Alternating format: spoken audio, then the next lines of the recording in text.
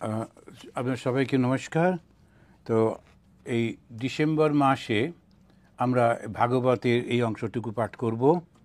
তো তার আগে ভগবান শ্রীকৃষ্ণকে প্রণাম জানিয়ে নিই। আসুন আমার সঙ্গে ভগবানকে আমরা দুটি মন্ত্রে প্রণাম জানাবো। কৃষ্ণায় বাসুদেবায় হরয়ে পরমাত্মনে प्रणतक्लेशनाशाय गोविन्दाय नमो नमः। हे कृष्ण करुणा सिन्धु दीनबन्धु जगत्पते गोपीश गोपिकान्त राधाकान्त नमस्तुते। আমরা ভাগবতের একটা বিশেষ স্থানে এসে পৌঁছেছি যেখানে ভাগবত শুরু হচ্ছে। আমরা পড়ছি ভাগবত, একটা পুরো অংশ পড়া হয়ে গিয়েছে, কিন্তু আসলে ভাগবতটা এখনই শুরু হচ্ছে। তো ভাগবতটা কোথায় শুরু হচ্ছে? একজন মুমুক্ষু ব্যক্তি যিনি মুক্তির ইচ্ছা করছেন, কিন্তু তার মৃত্যু একদম তার সামনে দাঁড়িয়ে আছে। এই রকম একজন ব্যক্তি, তার সঙ্গে একটা বৈশিষ্ট্য হচ্ছে তিনি কিন্তু গরিব গুরব লোক নন, তিনি রাজা, বিখ্যাত বংশের রাজা। তো কতগুলো জিনিস আমাদেরকে খুব সামনে এনে দিচ্ছে। আচ্ছা, ধর্ম কারা করে? যাদের আর কোনো কাজকর্ম নেই, পয়সা কড়ি নেই, ওরাই গিয়ে বৃন্দাবনে মন্দিরে বসে খোল কীর্তন বাজায়, বসে বসে কীর্তন করে। তা কিন্তু না, বিখ্যাত রাজা, এবং তিনি একদম পাণ্ডব বংশের সেই রাজা, সারা ভারতবর্ষ তাকে চেনে। এই রকম একজন রাজা, তিনি এসেছেন নদীর ধারে, তার ছোট্ট কুটির তৈরি করে, সমস্ত বৈভব ত্যাগ করে তিনি ইয়েতে শুয়ে আছেন। তারপরে রাজার সমস্ত ডাক্তাররা তাকে দেখছে, তাও না, কারুর উপর নির্ভর করছেন না। সমস্ত রাজত্ব নিজের ছেলেকে দিয়ে, জন্মেজয়কে দিয়ে, পরীক্ষিত তিনি চলে এসেছেন গঙ্গা তীরে একটা কুটির তৈরি করে সেখানে রয়েছেন। এবং এই পরীক্ষিত এমন একটি মানুষ যাকে শ্রীকৃষ্ণ স্বয়ং রক্ষা করেছিলেন, এই খবরটি সবাই জানত। এখন তিনি মারা যাচ্ছেন একজন ব্রাহ্মণের অভিশাপে, তাহলে কি কৃষ্ণ আসবেন? এই রকম একটি ধারণা নিয়ে যত সাধু সন্ন্যাসী ছিলেন সবাই এসে হাজির হয়েছেন, এবং সেখানেতে এসেছেন শুকদেব। আর শুকদেবের বাবা, তিনি কৃষ্ণদ্বৈপায়ন ব্যাস, তিনিও উপস্থিত রয়েছেন, কিন্তু তিনি চুপ করে রয়েছেন। এইবারে সেই রাজা একটা প্রশ্ন করলেন, আচ্ছা, মৃত্যুপথযাত্রী মানুষের কি করা উচিত? এবং তখন এই শুকদেব যে উত্তরটা দিলেন সেটাই ভাগবত। কিন্তু ভাগবত শিখেছেন কার কাছ থেকে? এটাই আমরা এখন খুব সুন্দর করে, খুব নাটকীয়ভাবে সেটা উপস্থিত করছেন। তো মৃত্যুপথযাত্রী রাজা পরীক্ষিত ব্রহ্মজ্ঞানী শুকদেবকে যে প্রশ্ন করেছিলেন, যে তখন সেই শুকদেব বলেছিলেন, এতবান সাংখ্যযোগাভ্যাম সধর্ম পরিনিষ্ঠয়া জন্ম লাভ পর পুংসাম অন্তে নারায়ণ স্মৃতি। উনি বলছেন, এই যে শ্রেষ্ঠ জন্ম, মানুষের জন্ম, কেন শ্রেষ্ঠ জন্ম মানুষের জন্ম বললেন? তার কারণ মানুষ ছাড়া কোনো জায়গা থেকে মুক্তি হয় না। আমরা যখন ভাবি যে স্বর্গে যাব, তো স্বর্গ থেকে, ওখান থেকে কাছাকাছি হবে, আমরা চলে যাব মুক্তি পেয়ে। তো মনে পড়ছে একটি ঘটনা, অনেক দিন আগেকার ঘটনা। আমাদের সেই মায়াবতীতে আমি শুনেছি, ওই অদ্বৈত আশ্রম মায়াবতী, সেখানে হঠাৎ করে একটি বোম্বের ছেলে এসে হাজির, বলল আমাকে একটু থাকতে দিন। আমাদের থাকার একটি জায়গা টায়গা ছিল না, ছোট্ট একটা আশ্রম। তো তবু ওই ছেলেটি সন্ধেবেলা এসে গেছে, কোথায় আর ও যাবে? তখন ওকে ঘরের মধ্যে, যেখানে সাধু ব্রহ্মচারীরা থাকেন, সেখানেই একটি ঘর ফাঁকা ছিল, তাকে থাকতে দেওয়া হলো। পরের দিন সে আর দরজা খোলে না। তখন ভাবলো শহরের ছেলে, একটু দেরি করে উঠবে। তারপরে কিছুতেই সেই 10টা-11টা, তারপরে সন্দেহ হলো। কোনো ক্রমে দরজাটা ভেঙে ভেতরে ঢুকে দেখা গেল তিনি আত্মহত্যা করেছেন। এরপরে সেই পুলিশ টুলিশ এসে হাজির, এবং যথারীতি যেমন লোকেদের খুব প্রত্যেকটি মানুষের সব চিন্তা শক্তি এত সুন্দর, তারা সব চতুর্দিকে ছড়িয়ে দিলেন যে সাধুরা এরা সব তান্ত্রিক এবং মৃতদেহের উপরে বসে ধ্যান করেন বলে ওকে মেরে ওর উপরে নাকি সবাই বসে বসে ধ্যান করেছেন। তখন আর পুলিশও সঙ্গে সঙ্গে বলল, পুলিশও বলে তাহলে আপনাদের অ্যারেস্ট করতে হবে। এর নানা রকম একটা উৎপাত হলো।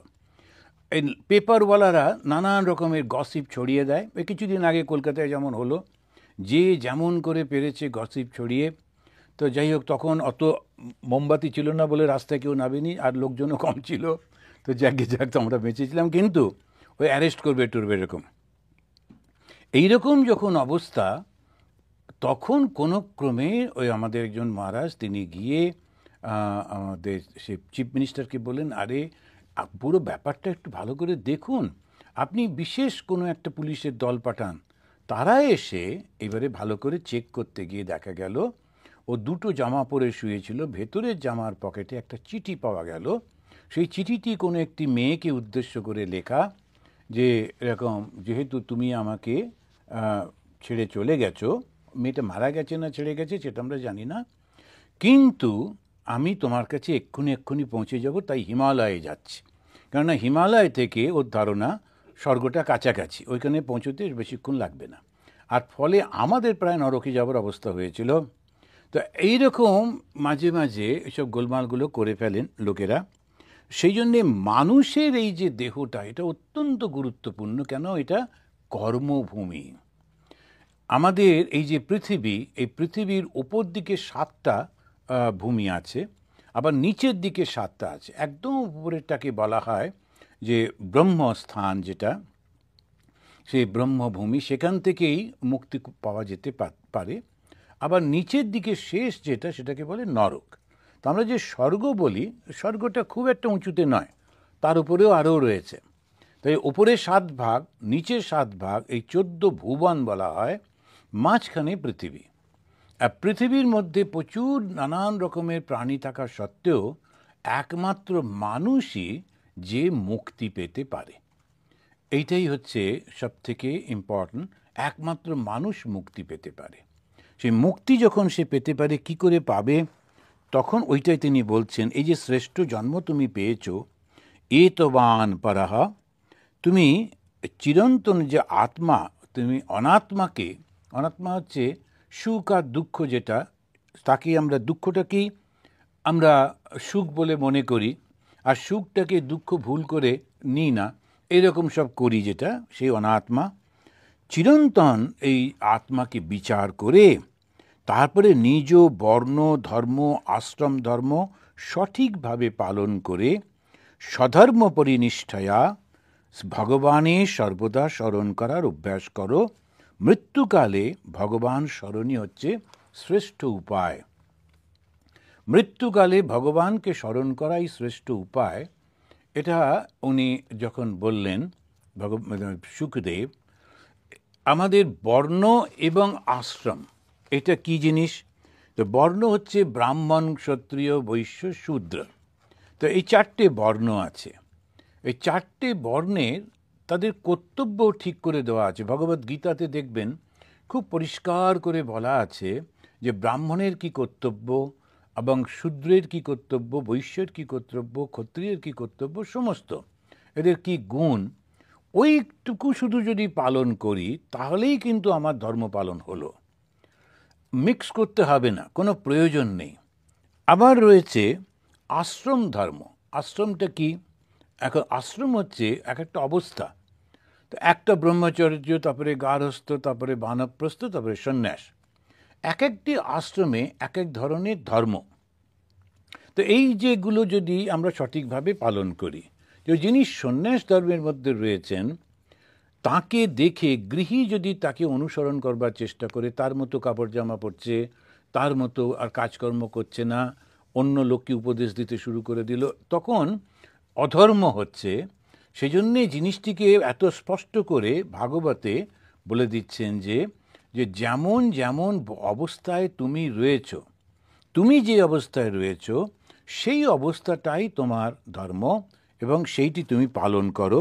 তো বর্ণ ধর্ম, তুমি যদি ব্রাহ্মণ হও তাহলে এক ধরনের তোমার কর্তব্য, তুমি যদি ক্ষত্রিয় হও, বৈশ্য হও, শূদ্র হও, এক ধরনের কর্তব্য।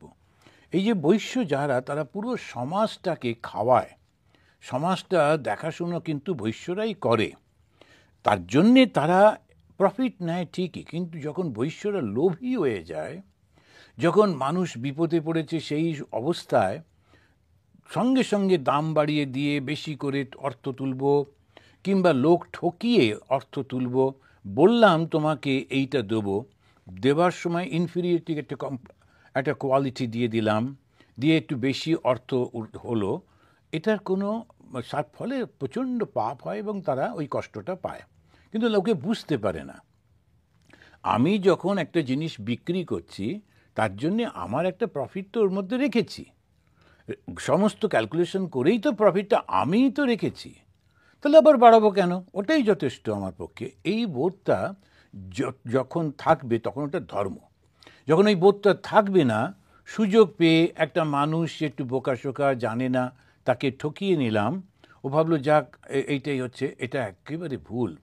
বেশিরভাগ আমি দেখেছি যারা ব্যবসায়ী হন তাদের মধ্যে এই প্রবণতাটা রয়েছে যে কি করে মানুষকে ঠকিয়ে আমরা করব। এমনকি ইন্স্যুরেন্সের মধ্যেও সেটি দেখতে পাওয়া যায়, এটা বড় লোক হয়, পয়সা টয়সা হয়, কিন্তু তারপরে সেই কর্মের ফল ভোগ করতে গিয়ে ওরা আবার কিন্তু প্রচণ্ড কষ্টের মধ্যে দিয়ে জীবন, ও তো সেটা তো দেখতে পাচ্ছে না, যদি ওটা দেখতে পেত তখন আটকে উঠত। তা ধর্মটা কি, ওটা আমাদেরকে বলে দেন। কে বলছেন? সুখদেব। সুখদেব তো আর মিথ্যে মিথ্যে কথা বলবেন না। সুখদেব বলে দিচ্ছেন যে তুমি তোমার অবস্থান অনুযায়ী তোমার ধর্ম পালন করো। বৈশ্য যিনি ব্যবসা করছেন, অনেক দূর দেশ থেকে জিনিসপত্র নিয়ে এসে আমাদের সামনে পৌঁছে দিচ্ছেন, তার বদলে তিনি তার নিজস্ব যে টাকাটুকু প্রয়োজন সেটা নিচ্ছেন, তারপরেও কেন লোক ঠকাবেন? আমরা তো বলে দিনই তুমি এই জিনিস বিক্রি করো এত টাকায়, তিনি কেন লোক ঠকাবেন? তো এইটা অধর্ম হয়ে যাচ্ছে, ওটা স্মরণ করিয়ে দিচ্ছেন। যিনি নিজে থেকেই সৈনিক হয়েছেন, তার ধর্ম হচ্ছে ওই রকমভাবে যখন যেমন আদেশ আসবে সেইভাবে আদেশ পালন করা, ওইটাই সৈনিকের ধর্ম। ও অন্য কোনো কিছু বিচার করবে না, সেইটাই পালন করতে হবে। ব্রাহ্মণ যে, সে বিচার বুদ্ধি সমস্ত করবে, রিসার্চ করবে, মানুষের আরও কী করে ভালো করা যায় সেইগুলো চিন্তা করবে। এবং ব্রাহ্মণের মধ্যে আর এক দল আছে যারা তাদেরকে আধ্যাত্মিক জীবনে নিয়ে যাবে এবং নিয়ে গিয়ে তাদেরকে সত্যি সত্যি যে শান্তি তার কথা বলবে, যেটা আমরা শুনবো এক্ষুনি আমাদের সুখদেব বলছেন। এরাও ব্রাহ্মণ। আর এক দল ব্রাহ্মণ আছেন যারা কেমন করে এই জিনিসটাকে সুন্দর করে গড়ে তোলা যায়। আমি আজকেই কেউ একজন পাঠিয়েছে আমাকে, আমি দেখছিলাম যে ক্যালিফোর্নিয়ায় কিছু কিছু জায়গাতে ডেলিভারি করছে ওই কার্টগুলো, কার্টের মধ্যেই সব জিনিস টিনিস বসানো রয়েছে, এবং যিনি অর্ডার করছেন ওই তার বাড়ির সামনে গিয়ে দাঁড়াচ্ছে, তাকে ডাকছে এবং উনি এসে একটা কোড নাম্বার থাকছে, সেইটা টিপলেই ওটা খুলে যাচ্ছে, ওনার জিনিসটা বার করে নিয়ে উনি বন্ধ করে ছেড়ে দিলে কার্টটা আবার ফিরে চলে যাচ্ছে। কি অদ্ভুত ব্যাপার, রাস্তা দিয়ে কার্টটা চলেছে। এবং ঠিক এখন ক্যালিফোর্নিয়াতে এটা শুরু হয়েছে বলে শুনেছি, এবং সেটা দেখালো। ড্রাইভারহীন ট্যাক্সি চলছে, তার মধ্যে লোকেরা বসছে, উঠছে, সব কিছু। এখন এইসব নানা রকম হচ্ছে। এই যে জিনিসগুলি যারা করছেন এই বুদ্ধি করে করে, আচ্ছা লোকবল কম, তাহলে আমরা এরকম করব, তা মানুষকে আরও কি করে কমফর্ট দেওয়া যায়, ওরাও কিন্তু ব্রাহ্মণ, মানুষের ভালোর জন্য করছেন। যেই সেই চিন্তাটা করছেন উনি ব্রাহ্মণ। তারপরে টেকনোলজিটা ইউজ করে ব্যবসা করছেন, সে বৈশ্য। আর যারা ওই কাজকর্মগুলো করছে, সব জিনিসটা বানাচ্ছে, তারা শূদ্র। তো এরকমভাবে জিনিসগুলোকে ভাগ করে দেওয়া হয়েছে। তোমার নিজের জায়গাটাতে তুমি যদি সেটা না করো তাহলে ভুল হয়ে যাবে। তো এখন এইটিই বলা হচ্ছে যে তুমি মৃত্যুকালে ভগবানকে স্মরণ করতে হবে। এইটা হচ্ছে বটম অফ দ্য লাইন, হচ্ছে মৃত্যুকালে ভগবানকে স্মরণ করতে হবে। তো এখন এই যখন বলছেন অন্তে নারায়ণ স্মৃতি, অন্তে শেষকালে কিন্তু নারায়ণকে ডাকতে হবে। এই নারায়ণ আমরা যেমন বিষ্ণু বলি, তা বিষ্ণু তিনি হচ্ছেন সর্বব্যাপী, তা তাকে পাওয়া যায় না, তাই তারই যে রূপটা আমরা কল্পনা করি সেটা হচ্ছে নারায়ণ। এখন এই ভগবানের দিব্য জীবন এত আকর্ষণীয় হয়, এমনকি ব্রহ্মজ্ঞানীরাও তার কথা শুনে আনন্দে মগ্ন হন। এটাই ওই আমাদের দেখছি যে 7 নম্বর শ্লোকে তিনি বলছেন, প্রায়েণ মুনয় রাজন নিবৃত্তা বিধি সেধতঃ নৈর্গুণ্যস্থা রমন্তে স্ম গুণানুকথনে হরেঃ। প্রায়েণ মুনয় রাজন, রাজা সাধারণ মানুষের কথা ছেড়ে দাও, এই ভগবানের কথা, তার জীবন, তার লীলা এত সুন্দর যে এমনকি যে সমস্ত মুনিরা তারা বিধি নিষেধের পারে, বিধি নিষেধ মানে কি, যখন ব্রহ্মজ্ঞান হয়ে যায় তখন আর বিধি নিষেধ থাকে না। বিধি এবং নিষেধ, বিধি মানে এইগুলো করতে হবে, নিষেধ মানে এইগুলো করবে না, ওই যে বলে ডুজ অ্যান্ড ডোন্টস, ওই যে সেইটাই করতে হবে। তো এখন তুমি ভগবানকে ডাকতে হলে এরকম এরকম এরকমভাবে তোমাকে থাকতে হবে, তুমি মিথ্যা বলবে না, কাউকে ঠকাবে না, তুমি চুরি করবে না, নিজে এরকম করবে না, এরকম করে করে যে রয়েছে সেই যে ডোন্টসগুলো রয়েছে নিষেধ। আর একটা বিধি কি না, এতক্ষণ জপ করতে হবে, এতক্ষণ ধ্যান করতে হবে, এতক্ষণ সেবা করতে হবে, এতক্ষণ শাস্ত্র পড়তে হবে, এইগুলো হচ্ছে বিধি। তো মাঝে মাঝে উপোস করতে হবে, এই সমস্তগুলো বিধি। তা বিধি আর নিষেধের ঊর্ধ্বে উঠে গেছেন যারা, কেননা তারা সারাক্ষণ তখন ভগবানের চিন্তায় মগ্ন হয়ে রয়েছেন, তারা পর্যন্ত ব্রহ্মচিন্তায় যারা মগ্ন হয়ে রয়েছেন, ব্রহ্মচিন্তা মানে সেখানে কোনো মূর্তি নেই, কোনো নাম নেই, শুধু চেতনার মধ্যে রয়েছেন, এই রকম যে অবস্থা যারা থাকেন তারা পর্যন্ত ভগবানের লীলা কথা শুনে একদম মুগ্ধ হয়ে যান। তারাও সেখান থেকে চলে আসতে চান ভগবানের লীলা কাহিনী শোনবার জন্যে। প্রায়ই না মুনয় রাজন, সবসময় দেখতে পাওয়া যায়, রাজাকে বলছেন রাজন, এমনকি সেই যে মুনিরা, কীরকম মুনি, নিবৃত্তা বিধি দেশতঃ, যাদের বিধি এবং নিষেধ আর কিছু নেই, নৈর্গুণ্যস্থা রমন্তে স্ম, তাদের নির্গুণ অবস্থা এসেছে। নির্গুণ মানে সত্য রজ তম, এই 3 গুণের পারে চলে গেছেন। এই যে এক একটা শব্দ বলছেন, তার যে অবস্থা হয় মানুষের, যে মানুষটার মধ্যে সত্য রজ তম কোনো কিছু নেই, সে কেমন হতে পারে? তো ভগবান শ্রীরামকৃষ্ণের জীবনটাই হচ্ছে তার প্রমাণ। তাকে যখন আমরা দেখি তখন দেখি তিনি সত্য রজ তমের বাইরে রয়েছেন। তো কখনো কাউকে বকছেন, কখনো বলছেন আমি এটা দেবো না, কখনো বলছেন এটা আমি নেব না, দেখে মনে হচ্ছে বাইরে, কিন্তু তার ভেতরে ওটার সঙ্গে কোনো সম্পর্ক নেই। তো যেমন আমাদের বেদান্তে উদাহরণে দেখি, ওরা বলছেন একটি দড়ি পড়ে রয়েছে, কিন্তু দড়িটা আগুনে পুড়ে গেছে, দেখতে দড়ির মতো বটে, কিন্তু সেটা ওই দড়ির ছাইটা, এমনি ছবি তুললে মনে হবে যেন একটা দড়ি পড়ে রয়েছে, কিন্তু হাত দিয়ে ধরতে গেলে সঙ্গে সঙ্গে ভেঙে যাবে, এবং দড়ির যে বন্ধনের কাজ সেটা সে করতে পারে না। তো সেই জন্যেই এই মানুষগুলি যারা 3 গুণের পারে চলে যান, তাদের মানুষের মতো কথা বলছেন, ঘুরছেন, বেড়াচ্ছেন, সব করছেন, কিন্তু কোনো বন্ধনের মধ্যে থাকেন না, ওটা দিয়ে মানুষের কোনো কাজ হয় না, বা আমাদের যেমন নানা রকম চিন্তা ভাবনা করি সেইটি উনি করতে পারবেন না, করেন না, করা সম্ভব নয় তার পক্ষে। তো এইটি যখন আমাদের অবস্থা, নৈর্গুণ্যস্থা রমন্তে স্ম, তারা নৈর্গুণ্য অবস্থায় গিয়ে অত আনন্দে থাকেন। কি করে ওই রকম অবস্থায় থাকেন? আনন্দে না থাকলে মানুষ কোথাও থাকতে পারে না। এই ভগবানের কথা চিন্তা করতে করতে একলা একলা পড়ে থাকে বছরের পর বছর, কিন্তু সে আনন্দে পরিপূর্ণ হয়ে থাকে। তারপরে সে ভগবান লাভ করে যখন জগতে ফিরে আসে, তাকে পেয়ে তার কথা শুনে মানুষও আনন্দে পরিপূর্ণ হয়। খুব ভাল লাগে তার কথা শুনতে, তাকে দেখতে, তার কাছে যেতে, সঙ্গ পেতে।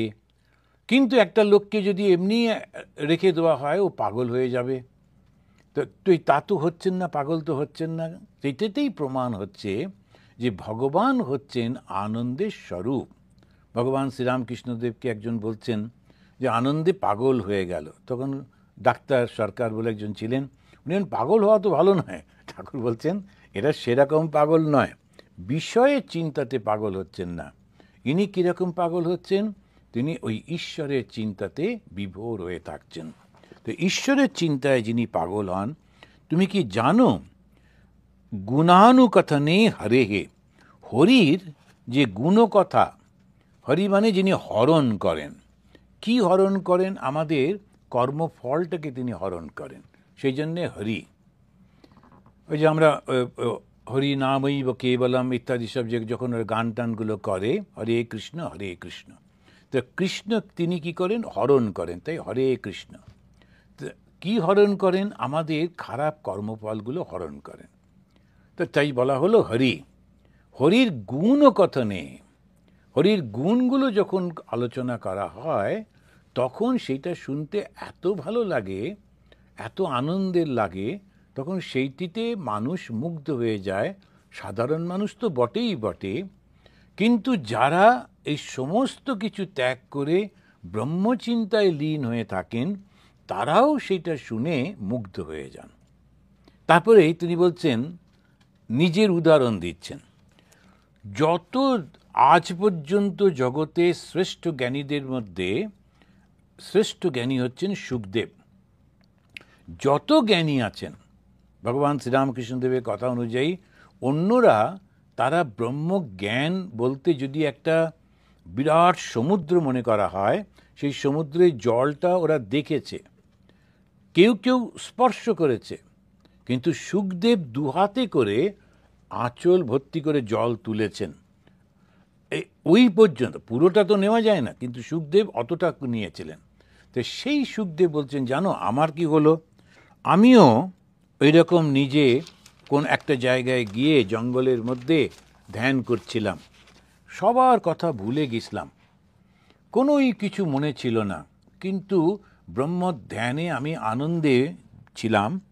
সেই সময় হঠাৎ কাঠুরেদের গান আমার কানে এলো। সেই কাঠুরেরা গানের মধ্যে দিয়ে ভগবানের কথা বর্ণনা করছেন, যে ভগবান কিরম করে লীলা করছেন।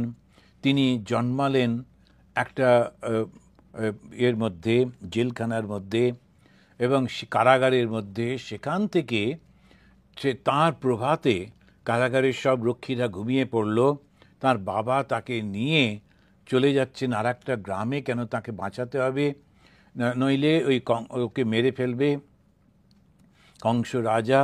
তখন যখন গেলেন, দরজাগুলো খুলে গেল, রক্ষীরা ঘুমোচ্ছে, প্রচণ্ড বৃষ্টি হচ্ছে, তার মধ্যে উনি যাচ্ছেন, ভয় লাগছে যে বাচ্চাটা বৃষ্টিতে ভিজে যাবে, দেখছেন এক ফোঁটা জলও তার কাছে পড়ছে না। তখন উনি উপরের দিকে তাকিয়ে দেখলেন বিশাল একটা সাপ, সে ফনা ধরে ওকে রক্ষা করছে, ওর গায়ে জল পড়তে দিচ্ছে না। শুধু তাই না, নদীর উপর দিয়ে তিনি হেঁটে পেরিয়ে অন্য গ্রামটায় চলে গেলেন, গিয়ে দেখলেন যে এখানে যাবার কথা ঠিক সেইখানেতে, সেই বাড়িতে সেই মুহূর্তে একটি কন্যা সন্তান জন্মেছে, এবং কথা ছিল, ভগবান নিজেই বলেছিলেন, আমাকে ওর জায়গায় শুয়ে ওকে আমার জায়গায় নিয়ে এসে রেখে দিও, ও আমারই যোগ মায়া। তো ভগবানের যে শক্তি, যে যোগ মায়া, সেই মায়া ওই একটি ছোট্ট কন্যার রূপ ধরে জন্মগ্রহণ করেছে, উনি পাল্টে নিয়ে চলে, ইত্যাদি ইত্যাদি যে কাহিনীগুলো। তখন এটা সব গান করছে, আর সুখদেব ওটা শুনে খুব অদ্ভুত লাগছে, হ্যাঁ তাই নাকি, এরকম হয়? তো উনি বেরিয়ে এসে বলছেন, জানো আমি ওদেরকে বললাম, এই তোমরা কোথা থেকে এই গানগুলো শিখেছো, কে তোমায় শিখিয়েছেন? তখন ওরা আমাকে নিয়ে যার কাছে গেল, গিয়ে দেখলাম তিনি আমার পিতা কৃষ্ণ দ্বৈপায়ন ব্যাস। তো এই কৃষ্ণ দ্বৈপায়ন ব্যাসের কাছেই আমি দাপর যুগের শেষ ভাগে আর কলি যুগের শুরুতে আমি শিখলাম যে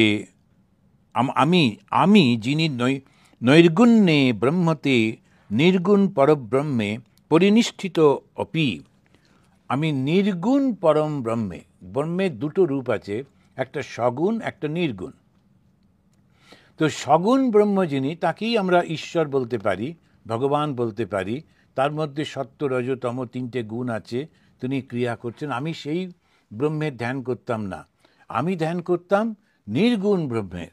সেই নির্গুণ ব্রহ্ম থেকে উত্তম শ্লোক লীলায়া, ভগবানের এই আকর্ষণীয় লীলা মোহিত হয়ে আমি শ্রীমদ্ ভাগবত অধ্যয়ন করলাম। আজ আমি তোমাকে সেই ভাগবতের কাহিনীই বলবো। এখন এই ভাগবতটা শুরু হচ্ছে ওর মধ্যে দিয়ে।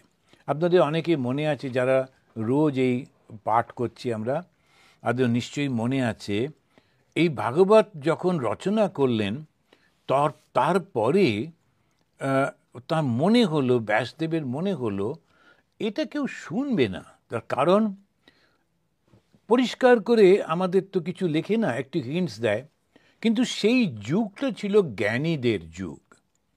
লক্ষ্য করে দেখুন যে তখন সেই প্রথমে চলে গেছে সত্যযুগ, তারপরে সে ত্রেতার পরে দ্বাপর যুগ। তখনও কিন্তু দ্বৈতবাদীদের প্রভাব নেই, ভগবানের কথা তখনও খুব একটা কিছু নেই। সবাই কিন্তু ব্রহ্মজ্ঞানে লীন হয়ে থাকেন। রামচন্দ্র চলে গেলেন, তথাপি ওই ব্রহ্মজ্ঞানেতেই বিশেষ। যারাই ওই ঋষি হচ্ছেন, মুনি হচ্ছেন, তারাই সর্বব্যাপী যে চৈতন্য তাকে লাভ করার জন্যে, অন্তরে অনুভব করবার জন্যে প্রচেষ্টা করতেন। তা ওই ব্রহ্মজ্ঞানী বলা হতো। আবার মহিলারা যারা করতেন তাদেরকে ব্রহ্মবাদিনী। তা ব্রহ্মজ্ঞানী, ব্রহ্মবাদিনী এরা সব থাকতেন। দ্বৈত যে ধর্ম এরকম কিছু ছিল না। তারপরে দেখা যাচ্ছে এই যে একদম উনি বললেন দ্বাপর যুগের শেষ, কৃষ্ণ চলে গেলেন। কৃষ্ণ চলে যাবার পরে পরেই কলিযুগটা শুরু হলো।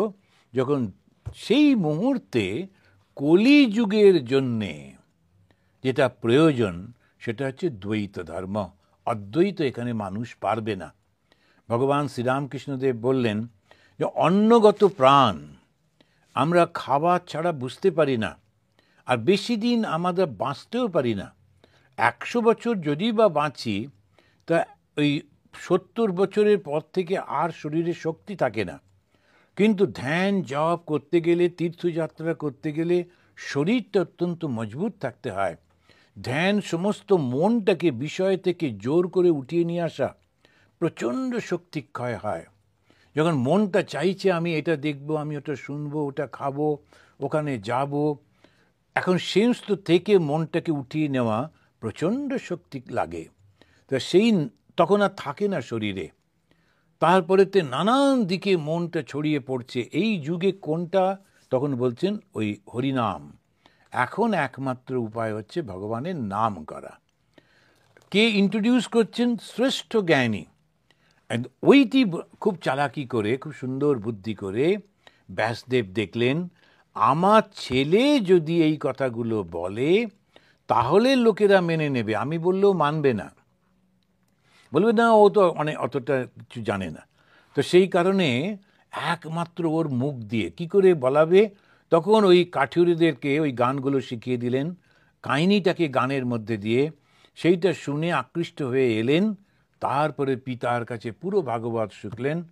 এই ভাগবত প্রচার করার একটা ভীষণ সুন্দর জায়গা উপস্থিত হলো, যেখানে তখনকার দিনের সমস্ত জ্ঞানীরা একত্রিত হয়েছিলেন ওই গঙ্গা তীরে।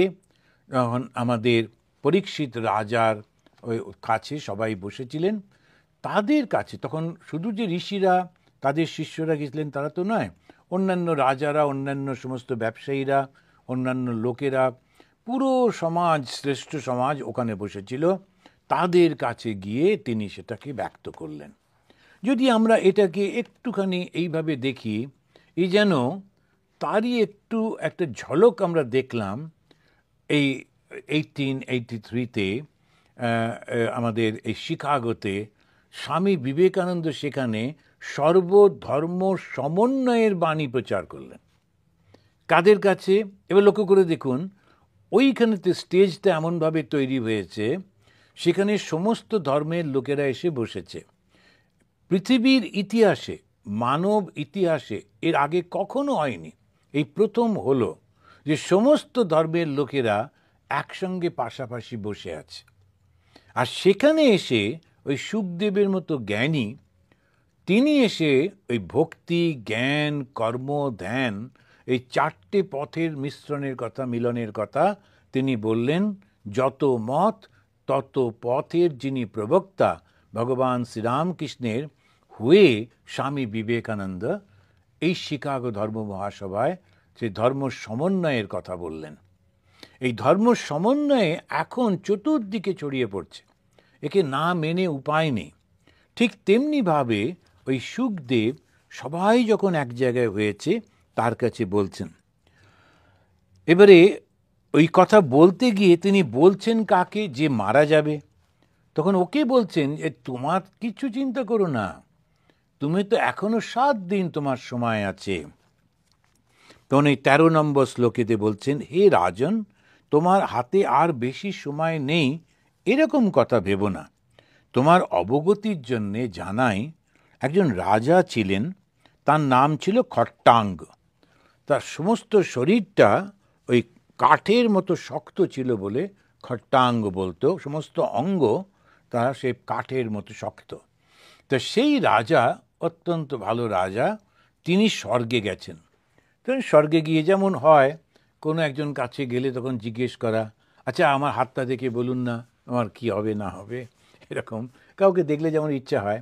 আমাদের একজন সাধু, সেই ব্রহ্মচারী জয়েন করলো, ও খুব কপাল দেখে খুব বলতে পারত, কিন্তু যখন সে জয়েন করলো তখন বেলুড়মঠ থেকে বললো ওসব হবে না, তুমি একদম ওসব করবে না।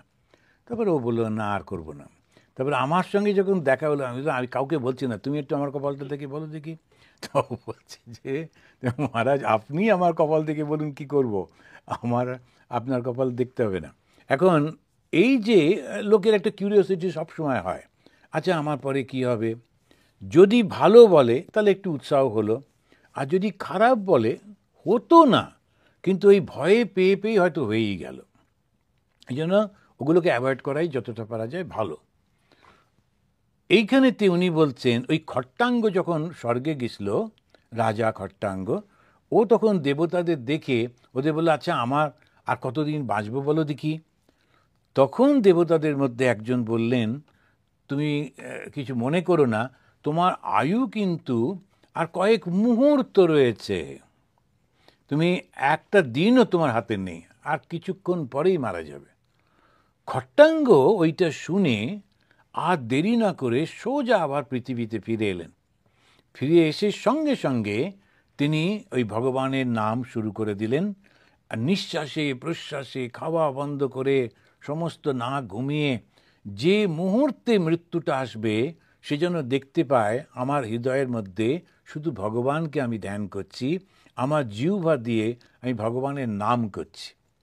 তো এই উদাহরণটা দিয়ে শুকদেব রাজা পরীক্ষিতকে বললেন, তুমি দেখো তারপরেও কিন্তু খট্টাঙ্গ সে ভগবানের কাছেই গেল, তার আর কোনো অসুবিধে হলো না। তোমার তো এখনো হাতে 7 দিন সময় রয়েছে, তুমি ভয় পাচ্ছ কেন?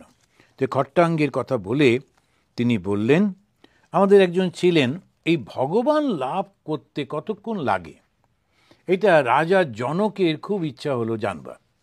তা তখন তিনি বললেন, আচ্ছা যে বলতে পারবে, প্রমাণ দিয়ে বলতে পারবে যে হ্যাঁ এত দিনে বা এত বছরে ব্রহ্মজ্ঞান লাভ করা যায়, আমি তাকে যা চাইবে তাই দেব। এখন যদি না পারো বলতে তাহলে কিন্তু শাস্তি দেব। তা কিছু কিছু লোক এসে বোঝাতে গিয়ে শাস্তি টাস্তি পেল, তখন আর কেউ আসে না, কেন খেয়ে বোঝাবার জন্যে শাস্তি পাবে, সেখানে কেউ আর আসছে না। এইরকম অবস্থায় রাজা জনক বসে আছেন, কিছুতেই তার মনটা শান্তি পাচ্ছে না। একদিন অষ্টাবক্র মুনি এসে হাজির। তো অষ্টাবক্র মুনিকে জনক বললেন, আচ্ছা আপনি জানেন তো কন্ডিশনটা, আপনি যদি আমাকে বোঝাতে না পারেন, কনভিন্স করতে না পারেন, কিন্তু শাস্তি পেতে হবে। উনি বললেন, না পাবো সেটা ঠিক আছে, ওটা আমি জানি, কিন্তু তোমাকেও একটা জিনিস করতে হবে, আমার সঙ্গে যেতে হবে একটা বিশেষ জায়গায়, যেখানে গিয়ে আমি তোমাকে এই নির্দেশটা দেবো। তো জনক বললেন, আমার প্রশ্ন হচ্ছে, লোকেরা বলে, শাস্ত্রে বলে, ঘোড়ার পিঠে চাপতে যতক্ষণ সময় লাগে একজন যোদ্ধার, এক মুহূর্তের মধ্যে ঘোড়ার পিঠে লাফিয়ে ওঠে। তো ওই মুহূর্তের মধ্যেই নাকি ব্রহ্মজ্ঞান লাভ করা যায়। উনি বলেন হ্যাঁ তাই, চলো। তো জনক, আমরা জানি না, ওটা বর্ণনা নেই, কিন্তু মনে হয় ঘোড়াটা নিয়েই চললেন, নিজের ঘোড়াটা। আচ্ছা লাফিয়ে দেখবো কতক্ষণ লাগে, সঙ্গের মধ্যে হয় কি না। তো এইবারে সেই গল্পটা গিয়ে তিনি অনেকটা দূরে গিয়ে জঙ্গলের মধ্যে যখন দুজনে পৌঁছলেন, একটা ফাঁকা জায়গায় জঙ্গলের মধ্যে দাঁড়িয়ে, তখন উনি বললেন, দেখো রাজা, ব্যাপারটা কি জানো, যেই আমি তোমাকে ব্রহ্মজ্ঞান দেবো, সঙ্গে সঙ্গে তুমি আর আমার মধ্যে পার্থক্য নেই। তো গুরু শিষ্যে দেখা নেই, এরকম একটা আছে। যেই মুহূর্তে ব্রহ্মজ্ঞান হবে তখন দেখবে তুমিও যা আমিও তা। তখন তুমি আর আমাকে ওই প্রণামীগুলো তো আর দেবে না, তো আগে দিয়ে দাও। জনক ভীষণ রেগে গেলেন, আরে লোকটা এত লোভী লোক, আমি বলছি তো দেবো।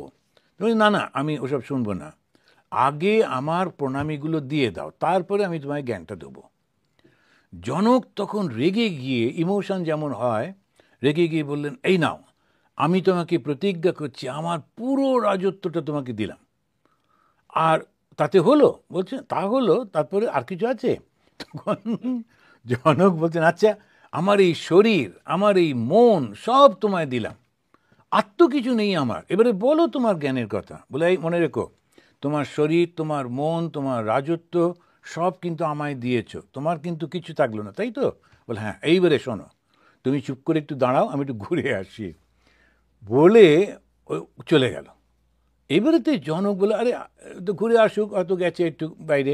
ওমা, আর আসছেই না, ভীষণ রেগে গেছেন রাজা।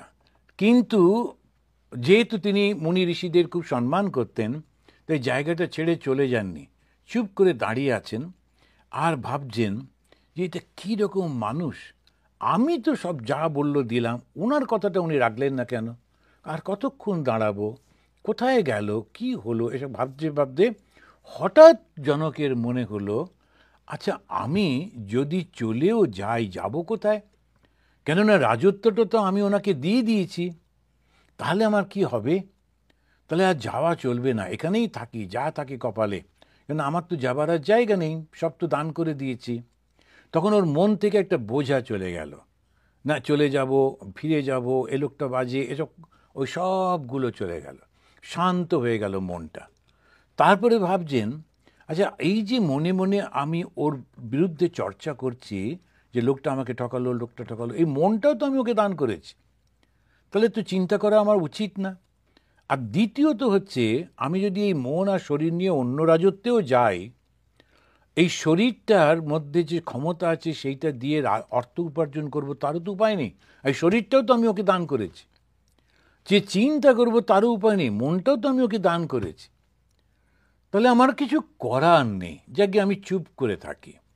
জনকের মনটা শান্ত হয়ে গেল। যেই মুহূর্তে শান্ত হলো, সঙ্গে সঙ্গে উনি দেখলেন সর্বজগৎ ব্যাপী যে চৈতন্য, আর তিনি, তার মধ্যে কোনো পার্থক্য নেই। এই কাহিনীটার মধ্যে দিয়ে ভগবানকে লাভ করতে বা ব্রহ্মজ্ঞান লাভ করতে 1 মিনিটও লাগে না, কিন্তু ওই মনটাকে শান্ত করে ফেলতে হবে। ওইটাই আমরা পারি না বলে সারা জীবন করে টোরেও হয়ে ওঠে না। এবং শেষ জীবনে, আচ্ছা আমার মাথায় একটু হাত দিন, আমার এখন 90 বছরের লোক বলছেন, আচ্ছা আমার মাথায় একটু হাত দিন, যাকে যাক 90 বছরে যা হয়নি, আর এখন করে করবেনটা কি, পরের জীবনে আবার দেখা যাবে, কোন চিন্তা করবেন না। এখন এই যে আমাদের চেষ্টা করছি, কেননা সিনসিয়ারলি করছি না। জনকের দেখুন বিচার ছিল, কি বিচার, এই সম্পত্তি আমার নয়, এই দেহটা আমার নয়, এই মনটাও আমার নয়, তাহলে আমি কে? যেই মুহূর্তে তিনি মনের সেই চিন্তার তরঙ্গটাকে স্তব্ধ করে দিলেন, সঙ্গে সঙ্গে দেখলেন সর্বব্যাপী সেই চৈতন্য, তিনিই সে। সোহম সোহম সোহম, সেই আমি মানে ওই চৈতন্যটা আমি। কেমন করে? ওই চেতনার মধ্যে চেতনাটা তখন জাগ্রত হয়ে ওঠে, তখন বুঝতে পারা যায় আমার এই দেহ, মন, রাজত্ব, পোশাক আশাক, নানান রকমের আমাদের সমস্ত যে রয়েছে নাম, ওগুলো কিচ্ছু নয়, আমি সেই চৈতন্য। জনকের এই গল্পটা খুব অসাধারণ। এরপরে আমরা দেখি এই যেমন হিন্দিতে খুব ছোট ছোট কাপলেটগুলো থাকে, খুব ছোট্ট ছোট্ট করে ওরা কবিতায় বলে। তো একটা কবিতাতে ওরকম বলছে, मैं को कहाँ ढूंढो बंदे, मैं तो तेरा पास মো। বন্দে মানে হচ্ছে এই যেমন মানুষকে বলছে যে তুমি আমাকে কোথায় খুঁজছো বন্ধু, আমি তো তোমার একেবারে কাছে রয়েছি, मैं तो तेरा पास মো। তারপরেই বলছেন, খুঁজোগে তো अभी मिलूंगा, पल भर के तलाश মো। যদি তুমি সত্যি সত্যি খোঁজো এক্ষুনি তুমি আমাকে লাভ করবে, পল ভরকে, পল ভর মানে চোখের পাতা পড়তে যতক্ষণ সময় লাগে, চোখের পাতার পড়ার মধ্যেই তুমি আমাকে দেখতে পাবে, কিন্তু খুঁজতে হবে। রামপ্রসাদের বোধহয় একটা গান আছে, ডাক দেখি মন ডাকার মতো, কেমন শ্যামা থাকতে পারে। তো এইটাই উনি শিক্ষা দিয়ে বলছেন, তুমি ব্যস্ত হচ্ছ কেন, 7 দিন তো অনেকটা সময়, এটা কোনো খট্টাঙ্গ, কয়েক মুহূর্তের মধ্যে ও কীরকম ঈশ্বর লাভ করে ফেললো। তোমার এখনও অনেক দিন রয়েছে, 7 দিন রয়েছে, তুমি একদম চিন্তা করবে না। এখন এই যে পৃথিবীতে আমাদের হচ্ছে কর্মভূমি, আর বাকি সব হচ্ছে ভোগভূমি। কেন ভোগভূমি? যখন আমি স্বর্গে যাব তখন কিন্তু আমার আর কোনো কাজ থাকবে না। আমার যে ভালো ভালো কর্মগুলো এদের করেছি মানুষের জন্মেতে, তার যে ফলটাই শুধু থাকবে, যতক্ষণ ফলটা থাকবে ততক্ষণ স্বর্গে। যেই ফলটা শেষ হবে আবার নামে আসতে হবে। তখন স্বর্গে বলবে, স্যার আর হবে না, আপনার ব্যাংকে আর টাকা নেই, আপনার ক্রেডিট কার্ড কাজ করছে না, আপনি যান। তখন আবার ফিরে আসতে হবে, কোনো উপায় নেই। তো সেই কারণে উনি বলছেন যে নরকে গেলেও, আচ্ছা নরকেই যদি যাই তাহলেও ভয় পাবার কিছু নেই, একটু মারবে হয়তো, কিন্তু মারলেও আমি তো মেরে ফেলবে না, কেন মরবো না তো আমি, আমাকে তো কর্মফল শেষ করতে হবে। সুতরাং ওকে মারধর দিয়ে বলবে, এই আর আসবি না এখানে, যা, বলে ছেড়ে দেবে। আমাকে আবার এই ভূমিতে আসতে হবে। কোন জায়গায়? এই কর্মভূমিটা। এই যে পশু টশু জানেন, ওদের না কর্ম নেই। একটা কুকুর যদি এমনি এসে কামড়ে দিল, তখন বলে এই কুকুরটার কিরম পাপ হলো, কোনো পাপ হচ্ছে না, ওই কর্মটাই ওর করে যাচ্ছে, ওর আর কোনো পাপ হচ্ছে না, পাপের ফলে কুকুর হয়েছে। কিন্তু কুকুর হয়ে যে কামড়াকামড়ি করছে তাতে আর কোনো কিছু হচ্ছে না। কিন্তু মানুষ, যেই মুহূর্তে মানুষ হলো অমনি তার একটা অ্যাকাউন্টের খাতা খুলে গেল। সাপ বলুন, পাখি বলুন, পশু বলুন, কারোর থাকে না, শুধু মানুষের কর্মফল থাকে। আর মানুষটা যত উন্নত হয় তার কৃষ্টিতে, তার সংস্কারে, তার শিক্ষায়, তত বেশি কর্মফল হতে থাকে। তো এই কর্মফলটা আরও আরও আরও কঠিন হতে থাকে।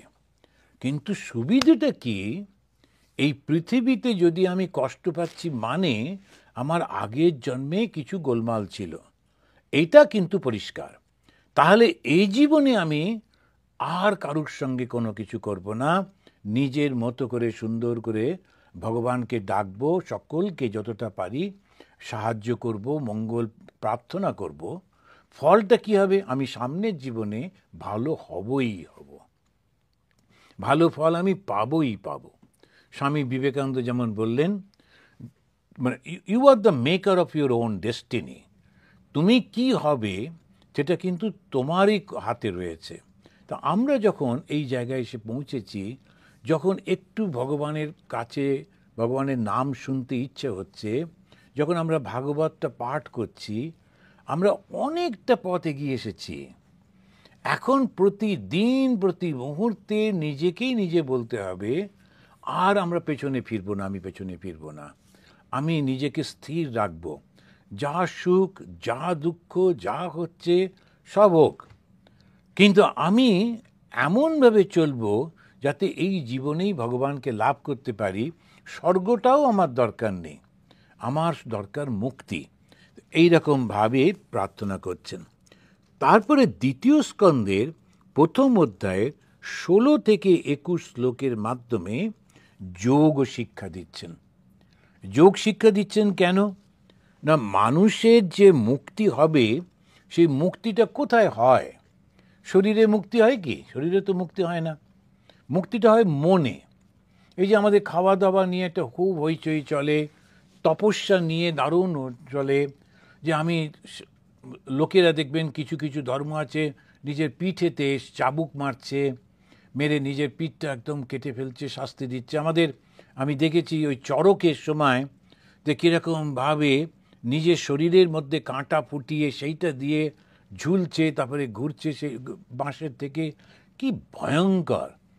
কিন্তু ওই শরীরটা তো আর কিছু করবে না, হবে তো মনটায়। ওই জন্যে ভগবান শ্রীরামকৃষ্ণদেব তিনি দেখবেন সবসময় লক্ষ্য করছেন মনটার দিকে। উনি বলছেন ঈশ্বর মনটা দেখেন, এই সমস্ত কিছুই মনের মধ্যে রয়েছে। এই জন্যে একেবারে শুরুতেই যখনই শিক্ষা দিচ্ছেন, ভাগবত বলছেন, একেবারে প্রথমেই সুখদেব তিনি বললেন ওই দ্বিতীয় স্কন্ধ প্রথম অধ্যায়ের 16 থেকে 21 নম্বরে ধীরে ধীরে যে ব্রহ্মচর্য আশ্রম থেকেই সরাসরি সন্ন্যাস আশ্রমে যাবারও ইঙ্গিত করছেন। যদিও 4টে আশ্রম আছে, প্রথম ব্রহ্মচর্য, তারপরে গার্হস্থ, বানপ্রস্থ, তারপরে সন্ন্যাস। উনি বলছেন যদি তোমার মনে হয় আর আমি এই সংসারে থাকবো না, যখন মনে হবে অনেক হয়েছে, তখন তুমি বাড়ি থেকে বেরিয়ে কোনো একটা ভালো তীর্থস্থানে গিয়ে শুদ্ধ জলে স্নান করে, শুদ্ধ জল কোনটা, যেটা প্রবাহমান জল, তো সেইখানেতে নদীতে স্নান টান করে তারপরে একটা সুন্দর করে আসনে বসে মনটাকে স্থির করে ফেলো। গৃহাৎ প্রভজিত ধীরঃ পুণ্যতীর্থ জলাপ্লুতঃ শুচৌ বিবিক্ত আসীন বিধিবৎ কল্পিতাসনে। বিধিবৎ আসনে যেমন বলা হয় সেই রকম আসনে বসতে হবে। সাধারণত বলা হয় প্রথমে একটা কুশাসন। কুশ কেন পাততে হয়? এক ধরনের ঘাস, এই কুশটা খুব ভারতবর্ষে পাওয়া যায়, তা ওইটা থেকে মাটির ঠান্ডাটা ওপরে আসে না, ওই জন্য প্রথমেই কুশটা পাততে হয়। এখন তো কার্পেট টার্পেট থাকে, ওটা না দিলেও চলে, কিন্তু এই প্রথমে ওই কুশটা পাতে। কুশের পরেতে একটা জিনা একটা চামড়া দেয়, তারপরে একটু কাপড়ের আসন দেয়, একটু নরম হয়, তারপরে বসে। তো এইটা হচ্ছে মোটামুটিভাবে ওরা বলে। কিন্তু আসন মানে কি, ভালো করে বসতে হবে যাতে তুমি অনেকক্ষণ বসতে পারো আরাম করে। কেননা চোখটা বন্ধ করে ধীরে ধীরে মনটাকে বিষয় থেকে তুলে তারপরে ঈশ্বরের কাছে দিতে হবে, একটু সময় লাগবে। তো প্রথমে শরীরটাকে ভুলে যেতে হবে, তারপরে মনটাকে ভুলতে হবে, তারপরে চৈতন্যের মধ্যে অবস্থান করতে হবে। তিনি বলছেন গৃহাৎ, গৃহ থেকে তুমি বেরোলে, প্রবাজিত মানে ত্যাগ করে, প্রবজ্জা মানে ত্যাগ করা, তো প্রকৃষ্ট রূপে ত্যাগ করা, আর ফিরবো না। বেরোলাম একটু ঘুরে টুরে জায়গায় এই বাইরে ঠান্ডা, আবার ফিরে এলাম, সেরকম না। তখন একেবারে বেরোলাম মানে বেরোলাম। ধীর, কে পারে এটা করতে? যার মনটা স্থির হয়ে গেছে। চঞ্চল লোকের মনের মানুষ এটা পারবে না, সেই জন্য ধীর বললেন। কোথায় যাবে? যেখানে সমস্ত মানুষেরা ভালো ভালো কাজ করে, ভালো চিন্তা করে, এরকম পূর্ণ তীর্থ, সেখানে যাবে। তাহলে শুচৌ বিবিক্ত আসীন, পরিষ্কার জায়গায়, শুকনো পরিষ্কার শান্ত জায়গায় সে ভালো করে বসবে। তারপরে অভ্যাসেত মনসা শুদ্ধম, তখন সে অভ্যাস করবে। কি অভ্যাস করবে? মনটাকে শুদ্ধ করতে। এখন শরীরটা তো স্নান করলেই শুদ্ধ হয়ে গেল, ধোয়া কাপড় পরলাম, শুদ্ধ হয়ে গেল। এবারে মনটাকে শুদ্ধ করবার চেষ্টা করবে। ত্রিবিদ ব্রহ্মাক্ষরম পরম, কি করে করবে? মন্ত্র জপ করবে। কি মন্ত্র জপ করবে? উনি বললেন ওমকার করতে পারো, অ উ ম, এই তো 3টে অক্ষর, সেই জন্য বললেন ত্রিবিদ অক্ষর। 3টে যে অক্ষর আছে, সেই 3টে অক্ষরের অর্থাৎ আমাদের ওমকার, সেই ওমকারটি তুমি জপ করতে পারো। মনো ইচ্ছেত জিত শ্বাস ব্রহ্ম বীজ অবিস্মরণ, তুমি মনটাকে যে স্মরণ করছো, যে মনটাকে তুমি কন্ট্রোল করছো কি করে? নিঃশ্বাস প্রশ্বাসটাকে সংযত করে। নিঃশ্বাস প্রশ্বাসটা আস্তে আস্তে আস্তে আস্তে তুমি ভুলেই যাচ্ছ যে তুমি নিঃশ্বাস প্রশ্বাস নিচ্ছ কি না, সুন্দর একদম শান্ত হয়ে যাচ্ছে। যেমন ঘুমের মধ্যে আমরা কি অ্যাওয়্যার থাকি কখন নিঃশ্বাস নিচ্ছি কখন প্রশ্বাস ছাড়ছি? তখন থাকে না। সেই রকম এই ধ্যানের গভীরে তুমি চলে যাচ্ছ, ওইটাকে আস্তে করে শান্ত হয়ে যাচ্ছে। তারপরে ব্রহ্মবীজ অবিস্মরণ, তুমি ব্রহ্মবীজটাকে স্মরণ করছো। ব্রহ্মবীজ কি? ওমকার। আর ব্রহ্ম কি? সর্বব্যাপী চৈতন্য। এখন এইটা তিনি 16 এবং 17-তে বললেন। তারপরে 19 নম্বর গিয়ে তিনি বলছেন, একাবয়ম ধ্যায়েত অবিচ্ছিন্ন চেতসা মনো নির্বিষয়ম যুক্তা তত কিঞ্চন না স্মরেত পাদম তৎপরমম বিষ্ণো মনো যত্র প্রসীদতি। এবারে 19 নম্বর শ্লোকে গিয়েই কিন্তু তিনি বিষ্ণুর কথা বললেন, অদ্বৈত ধ্যান বললেন, ব্রহ্মের যে ধ্যান করতে বললেন, যেখানে কোনো দ্বৈত নেই, দুই নেই। তারপরেই কিন্তু বলছেন, আচ্ছা বেশ, ওটা যদি সম্ভব না হয় তুমি বিষ্ণু ধ্যান করো। বিষ্ণু শব্দের অর্থ কিন্তু সর্বব্যাপিত্ব, কিন্তু তার সঙ্গে একটা রূপ রয়েছে। তো এই রূপটার সঙ্গে সঙ্গে গুণ রয়েছে, গুণের সেই গল্প রয়েছে। তোমার পক্ষে সেইটি ধ্যান করতে সুবিধে হবে। একো বয়ম ধ্যায়েত অবিচ্ছিন্ন চেতসা, তিনি বলেন বিষয় চিন্তাহীন মনে একাগ্রতার সঙ্গে শ্রী ভগবানের এক একটি অঙ্গকে ধ্যান করবে। আমাদেরও যখন ধ্যান শেখানো হয় তখন বলা হয়, প্রথমে তুমি তোমার ইষ্ট দেবতাকে ভালো একটা আসনে বসিয়ে তারপরে শুরু করবে। ধ্যান যখন করছো তার চরণ দুটিতে ধ্যান করবে। সেই ধ্যানটা 1 মাস 2 মাস 3 মাস শুধু ভগবানের চরণ দুটি দেখার চেষ্টা করছো, যে তিনি একটা ফুলের উপরে বসে আছেন, পবিত্র সুন্দর একটা জায়গা, তার উপরে সেই তাঁর চরণ দুটিকে আমি দেখতে পাচ্ছি। তিনি তাতে আমি চন্দন লাগিয়ে দিলাম, তারপরে একটু ফুল দিলাম, গিয়ে মাথা ঠেকিয়ে প্রণাম করলাম। এরকম করে একটা শরীরের একটা অংশের উপরে ধ্যান করছে। শরীরের একটা অংশের উপরে যখন ধ্যান করছে, একাবয়ম ধ্যায়েত, একটা অবয়ব, তারপরেতে শরীরের মধ্যভাগটিকে ধ্যান করছি। তার শরীরটা দেখছি, দুটি হাত, কাঁধ, তারপরে সমস্ত শরীরটা, শেষকালে তার মুখ অবয়ব। এবারে মুখটাকে দেখছি এবং ঠিক একদম চোখ দুটি পরিষ্কার পরিষ্কার দেখতে পাচ্ছি। এরপরে পুরো শরীরটাকে ধ্যান করছি। ধীরে ধীরে মনটাকে ট্রেন আপ করতে করতে করতে করতে নিয়ে যাচ্ছি।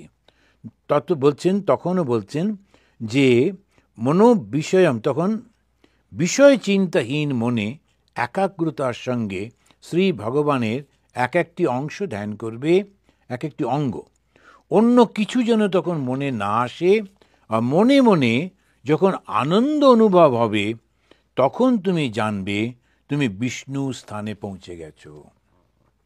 ওই ধ্যানটা করতে করতে যখন মনের মধ্যে একটা প্রচণ্ড আনন্দ আসবে, আর সেই আনন্দ থেকে ওই ধ্যান ছেড়ে উঠতে ইচ্ছে করে না, তখন তুমি ওই সেই বিষ্ণু ধ্যানের মধ্যে, তারপর দেখুন দ্বৈত ধ্যানের মধ্যে থেকে অদ্বৈততে নিয়ে যাচ্ছেন। শুরু করছি একটা মূর্তি দিয়ে। মূর্তিটার প্রথমে চরণকে আমরা দেখলাম, সেখানে হয়তো 2 মাস 3 মাস 4 মাস ধ্যান করলাম। তারপরে ভগবানের শরীরটি ধ্যান করলাম, তারপরে মুখমণ্ডল ধ্যান করলাম, সমস্ত শরীরটাকে ধ্যান করলাম। এবং তিনি যখন আমার হৃদয়ের মধ্যে অবস্থান করছেন, বসে আছেন, তখন আমার আনন্দে পরিপূর্ণ হয়ে গেছি। এই অবস্থা যখন পৌঁছবে তখন বুঝতে হবে যে তুমি বিষ্ণুর অবস্থানে পৌঁছে গেছো। আর এইকে বলে ধারণা করা। আমাদের 20 নম্বর ওতে বলছেন, দেখো এই ধারণাটাই মনের মালিন্য দূর করে দেয়। মনটা, যে মালিন্য মানে কি? বিষয় চিন্তা। মনের মলিনতা মানে কি? আমি আমার, এই যে ছোট্ট যে ভাবটা, ক্ষুদ্র যে ভাবটা, সেটাই আমাকে ভগবানের থেকে দূরে নিয়ে যায়। তো মনের মালিন্য দূর করে কি? ভগবানের ধ্যানটা। স্বামী তুরীয়ানন্দজি মহারাজ একটি খুব সুন্দর কথা বলেছেন, টুডেজ ইম্যাজিনেশন, টুমরোজ রিয়ালাইজেশন। আজকে যে আমরা ইম্যাজিন করছি, তো আমি তো মনে মনে কল্পনা করছি, ভাবছি এইটা ভগবানের চরণ, আমি চরণ দুটি জল দিয়ে ধুইয়ে দিলাম, মুছিয়ে দিলাম, চন্দন দিলাম, ফুল দিলাম, একটা ধূপ ধরিয়ে রাখলাম, ধূপের গন্ধটাও আমি পাচ্ছি, একটা প্রদীপ জ্বালালাম, প্রদীপের শিখাটা মাঝে মাঝে কাঁপছে, আমি দেখতে পাচ্ছি, আমি সেই শিখাতে ভগবানের আলোতে, এই প্রদীপের আলোয় ভগবানের চরণটা স্পষ্ট দেখতে পাচ্ছি, স্পর্শ করছি।